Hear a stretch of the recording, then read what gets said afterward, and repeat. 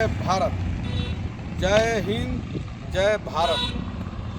हमारी बनी है जो लेह में बड़ा आनंद होता देख के, गर्व के अनुभूति भी होता हमने का पूरा परिवार आल बनी।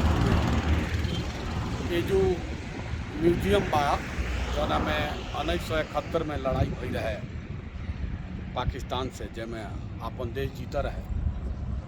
आ जौन भी सामान वो लोग के युद्ध में जब्त भई रहे वो सारा सामान युद्ध भइल बा। आ लेटेस्ट जितना भी तोप बा, बंदूक बा, मिसाइल बा, वो सारा कुछ बा। हम बहुत खुश बानी ये चीज़ से कि ये युवा के हम जौन बा देखे के मौका मिलता हमरा।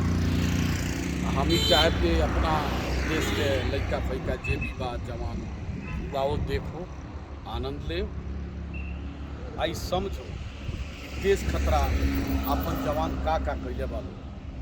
और ये मामूली बात नहीं, जहाँ हर चीज़ के परेशानी, जहाँ मौसम 24 घंटा में 10 बार मौसम चेंज होला, जहाँ खाए के, पिए के, बैठे के, उठे के हर चीज़ के दिक्कत होके, जहाँ माइनस में टेम्परेचर चल जात होके, जहाँ बर्फ़ पड़त होके, वही जो हमनी के जवान लड़े ला लो आ देश के इज्जत बचावे ला लो, देश के मान प्रतिष्ठा बचावे ला लो। वो लोग खतरा हमनी का कितना समर्पण वो लोग के बा, ओकरा से 100 गुना ज़्यादा हमनी का समर्पण करे के चाहिए। हमेशा करे के चाहिए समर्पण, ताकि वो लोग का ये देश खतरा वो लोग अगर जो मर निकलता अपन जान के बलि दे देता सब, तो हमनियों का वो लोग के साथे बानी जा, हमेशा साथे रह जा। और आखिरी में हम ही कहे चाहते हैं जकरा भी मौका मिले जरूर आओ, जरूर देखो।